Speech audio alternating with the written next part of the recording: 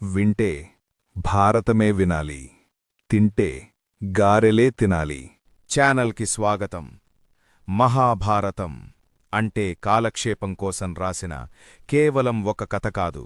తరతరాలుగా తెలుగువాడి నరనరాల్లో ఇనికిపోయిన ఒక జ్ఞాపకాల గాథ ఇది. ధర్మం యొక్క వాస్తవికతను జీవిత పాఠాలుగా నేర్పించే ఒక మహాచరిత్ర.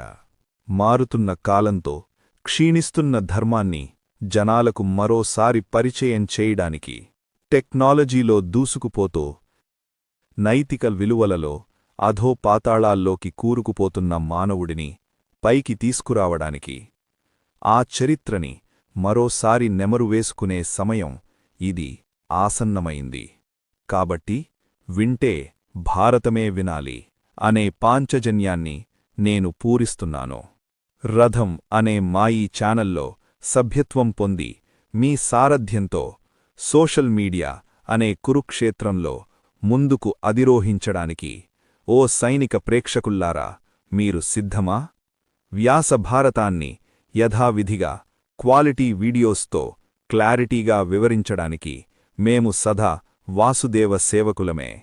అయితే మా మహాభారతం వీడియోసు మీ మనస్సును మెప్పిస్తే మీ బ్రొటనవ్రేలును గురుదక్షిణగా సమర్పించడానికి ఓ ఏకలవ్య శిష్యులారా, మీకు సమ్మితమా? మీ స్నేహితులకి మరియు కుటుంబ సభ్యులకు మా కంటెంట్ని చేరవేయుటకు సహకరించడానికి ఓ అభిమాన దేవతలారా, మీరు సంసిద్ధమా? మా కలం అనే గాండీవాన్ని ఉపయోగించి, పదజాలమనే సమ్మోహన అస్త్రాన్ని ప్రయోగించి మిమ్మల్ని మైమరిపిస్తాము. వింటూ ఆస్వాదించండి. ధన్యవాదములు.